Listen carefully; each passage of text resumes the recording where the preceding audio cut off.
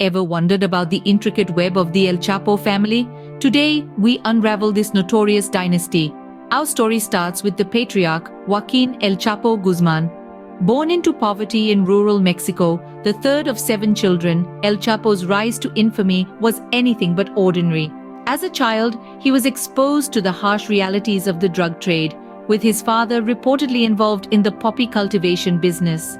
This early exposure to the drug world would indelibly shape El Chapo's destiny. In his teens, El Chapo took his first steps into the world of drug trafficking.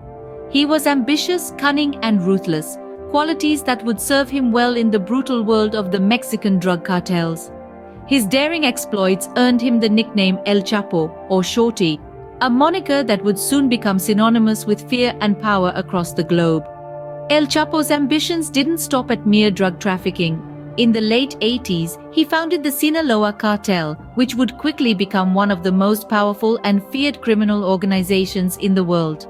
The cartel was innovative and ruthless, using sophisticated tunnels to smuggle drugs across the US-Mexico border and waging bloody wars against rival cartels. This criminal empire was built on a foundation of violence, corruption, and fear. Yet, it was also a family business. El Chapo's family, including his wives and children, played significant roles in the cartel's operations. They were his confidants, his accomplices, and sometimes his successors. The El Chapo family became an integral part of the Sinaloa cartel, weaving an intricate web of power, loyalty, and betrayal. From humble beginnings, El Chapo laid the foundation of a criminal empire that would span continents. As we delve deeper into the enigma of the El Chapo family, we'll explore the rise, fall, and enduring legacy of this notorious dynasty. Stay tuned as we continue to unravel the fascinating yet chilling story of the El Chapo family. The Sinaloa Cartel, a name synonymous with power and fear, how did it reach its zenith? The tale of the Sinaloa Cartel is nothing short of a sinister epic. It all began in the late 70s when Joaquin El Chapo Guzman, a man from a modest farming family, joined the Guadalajara Cartel, the most powerful drug trafficking organization in Mexico at the time. His ambition, cunning, and ruthlessness soon saw him rise through the ranks. When the Guadalajara cartel disintegrated in the late 80s, Guzman saw an opportunity. He seized control of the Sinaloa faction, setting the stage for the birth of the Sinaloa cartel, a criminal empire that would soon cast a long and dark shadow across continents.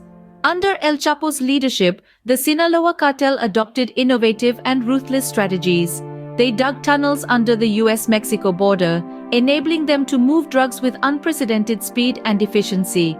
They diversified their criminal activities, branching out into human trafficking, oil theft, and even organized crime. But El Chapo didn't build this empire alone.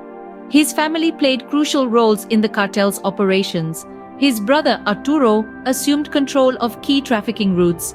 His sons, Ivan and Jesus Alfredo, were groomed to take over the business, managing the cartel's financial operations and negotiating with other criminal organizations.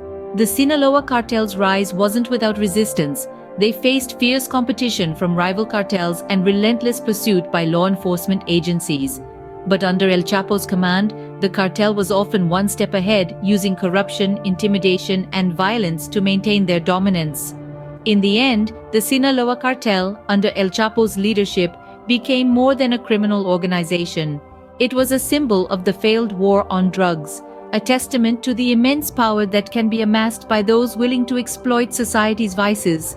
The Sinaloa cartel, under the command of El Chapo, became a force to reckon with, marking a dark era in the war on drugs.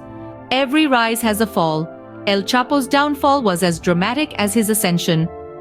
Joaquin Guzman, better known as El Chapo, the man who once held the reins of the infamous Sinaloa cartel, saw his invincibility crumble not once, but on several occasions. El Chapo's first taste of captivity came in the year 1993, when he was arrested in Guatemala and extradited to Mexico. However, demonstrating a knack for daring escapes, he fled from a maximum security prison in 2001, reportedly hidden in a laundry cart. This escape marked the beginning of a 13-year period of evasion, during which El Chapo's influence over the Sinaloa cartel grew stronger. But as the saying goes, you can run, but you can't hide forever. In February 2014, El Chapo was recaptured in Mexico.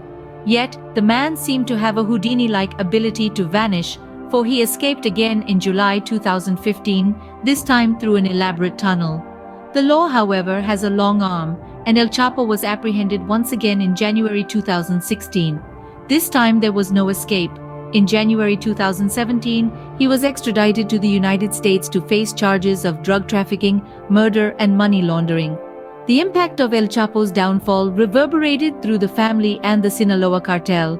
His sons, known as Los Chapitos, attempted to fill the void left by their father. However, the power dynamics within the cartel shifted dramatically, leading to a surge in violence as factions vied for control. El Chapo's reign ended not with a bang, but with the quiet shutting of a prison cell door. His legacy is a complicated one, marked by ruthless ambition, audacious escapes, and a trail of destruction. His downfall sent shockwaves through the cartel world, leaving behind a power vacuum and a legacy of violence. El Chapo's reign ended in a cell, leaving a power vacuum and a legacy of violence. With El Chapo behind bars, what became of his family and the Sinaloa cartel? This question has been on the minds of many, and today we aim to shed some light on it.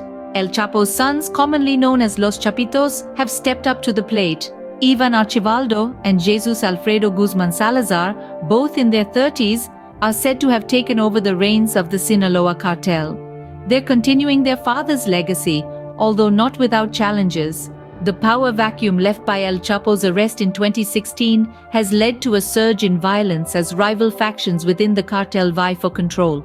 Los Chapitos are battling against former allies, and even their own blood, as they attempt to maintain the Sinaloa cartel's dominance in the drug trade. Yet, they're not the only ones carrying on the El Chapo name. Alejandrina Giselle Guzman, El Chapo's eldest daughter, launched a clothing brand in 2019, aptly named El Chapo 701.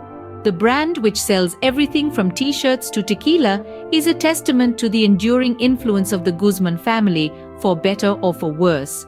While El Chapo's family continues to make headlines, they're also living under the constant threat of arrest or assassination.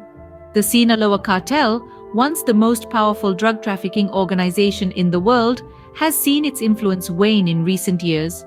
Nevertheless, it remains a significant player in the illicit drug trade, both in Mexico and internationally. Despite El Chapo's incarceration, his family's ongoing involvement in the cartel serves as a stark reminder of the man's enduring legacy. The Guzman family may be living under the shadow of their infamous patriarch, but they are far from fading into the background. In a world where the war on drugs continues to rage, the El Chapo family and the Sinaloa cartel remain significant players. They continue to shape the underworld, a testament to the enduring legacy of the man himself.